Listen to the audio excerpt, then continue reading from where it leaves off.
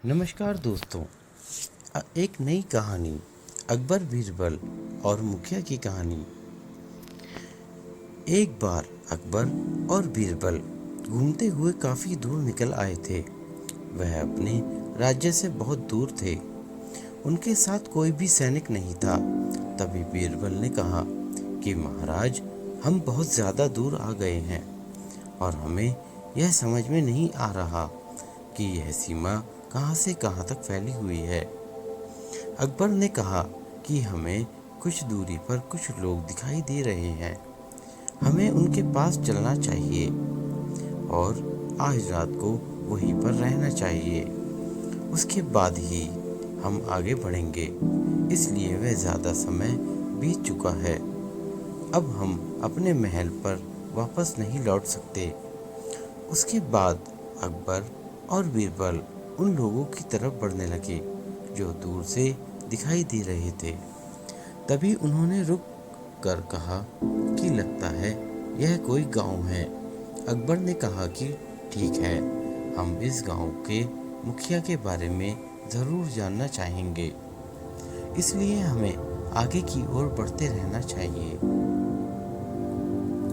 बीरबल ने कहा कि मेरा घोड़ा ज़्यादा दूर तक नहीं चल पा रहा है, इसलिए आप आगे चलिए, मैं अपने घोड़े को थोड़ा सा पानी पिलाकर लेकर आता हूँ। आप चलते रहिए, मैं आपके पीछे पीछे आ जाऊँगा।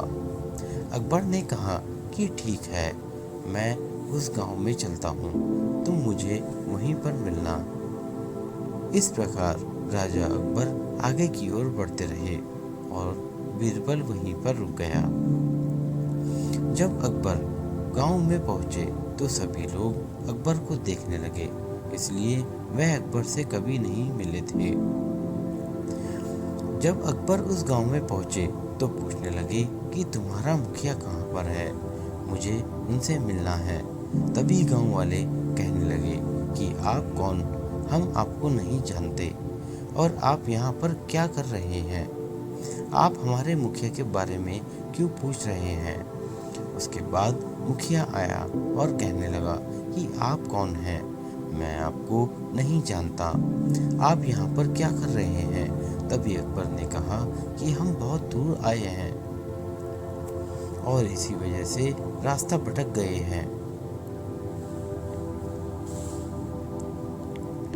इसलिए हमें आज रात को आपके यहाँ पर रुकने की आज्ञा दे दीजिए।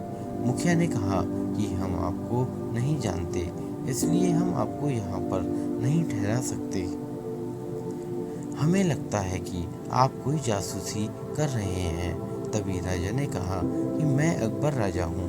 तभी मुखिया कहने लगा कि हमें तो लगता है यह जासूस है, इसे पकड़ लेना चाहिए, यह हमारे गांव की जासूसी करने आया है। उस राजा को पकड़ लिया गया, राजा को बंदी बनाकर रखा गया और उसके बाद बीरबल भी धीरे धीरे उसी गांव की ओर बढ़ रहे थे। बीरबल ने देखा कि काफ़ी लोग इधर उधर भाग रहे हैं। बीरबल की समझ में आ गया था कि राजा को शायद बंदी बना लिया गया है और इसी प्रकार वह सभी लोग बहुत ही चिंतित दिखाई दे रहे हैं और मुझे अपनी सूझबूझ से काम लेना होगा, नहीं तो यह मुझे भी बंदी बना लेंगे। बीरबल गांव में पहुंचे। उसके बाद बीरबल ने गांव वालों का ही वेशभूषा बनाकर गांव की तरफ बढ़ने लगा। इसलिए इस प्रकार वह गांव वालों जैसे दिख रहे थे। जब बीरबल गांव में पहुंचे तो एक आदमी से पूछने लगे कि यहाँ पर क्या हुआ था। तब वह कहने लगा कि यहाँ पर कोई जासूस आया है जो हमारे गांव की जासूसी कर रहा है। मुखिया ने उसे पकड़ लिया है और बंदी बना दिया गया है। उसके बाद मुखिया उस आदमी से बात कर रहे हैं कि जासूसी करने के लिए यहाँ पर क्यों आए हो। उसके बाद बीरबल ने सोचा कि अगर मैं भी यह बात कहता हूँ तो यह मुझे भी पकड़ लेंगे और बंदी बना लेंगे। इस प्रकार राजा बीरबल वहां से वापस चले गए। और अपने सेनापति के साथ अगले दिन में उस गांव की ओर पधारे। गांव वाले घबरा गए। कुछ सैनिकों को गांव में लेकर आए तो गांव वाले घबरा गए और कहने लगे कि हमसे क्या गलती हो गई है जो कि यहाँ पर सेना को लेकर आए हैं। तभी बीरबल कहने लगे कि आपने जिन्हें बंदी बनाया है वह अकबर राजा है। जब मुखिया को यह बात पता चली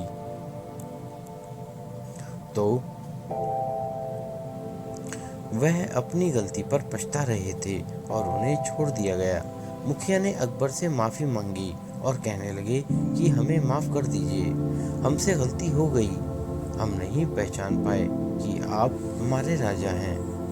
अकबर ने कहा कि तुम्हें इस बात के लिए सज़ा मिलेगी। तुम्हें यह सोचना चाहिए कि जब मैं राजा के बारे में बात कर रहा हूँ तो तुम्हें समझ जाना चाहिए था कि मैं ही उस राज्य का राजा हूँ। बीरबल की बात सुनकर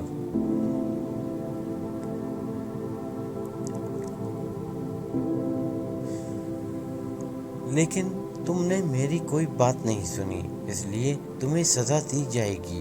उसके बाद बीरबल वहां पर पहुंच गए और कहने लगे, महाराज जी, हमें इन्हें सजा नहीं देनी चाहिए, इनसे गलती हो गई है, यह आपको पहचान नहीं पा रहे थे, इसी वजह से आपको बंदी बना लिया गया। अकबर ने कहा कि जब मैंने बहुत बार कहा कि मैं राजा हूँ तभी यह सुनने को तैयार नहीं थे।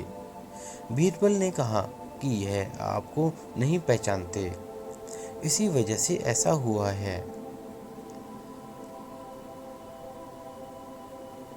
बीरबल की बात सुनकर अकबर कहने लगे, ठीक है, मैं तुम्हारे कहने पर ही नहीं छोड़ देता हूँ। उसके बाद अकबर और बीरबल राजा वहां से वापस अपने महल की ओर चले गए। बीरबल ने अपनी चालाकी से राजा को बचा लिया और मुखिया को भी सजा होने से उन्होंने बचा लिया। तो उन्होंने अपनी सूझबूझ के परिणाम से यह सब कुछ किया था। अगर हम अपनी सूझबूझ का सही प्रयोग समय पर आने पर करते हैं तो इससे सभी को फायदा होता है।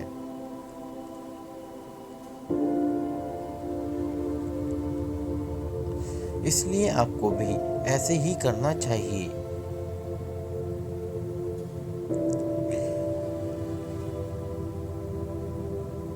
कहानी का मोरल, जिससे आप अपनी समझ का सही प्रयोग कर पाएं और आपसे कभी भी गलती ना हो पाए। यह कहानी हमें यही बताती है कि आप अपनी सूझबूझ कर प्रयोग समय आने पर ज़रूर करें। अकबर, बीरबल और मुखिया की कहानी। अगर आपको यह कहानी पसंद आई है तो आप इसे शेयर ज़रूर करें और कमेंट करके हमें भी बताएं और हमारे चैनल को सब्सक्राइब करना ना भूलें। धन्यवाद। आपका दिन शुभ हो।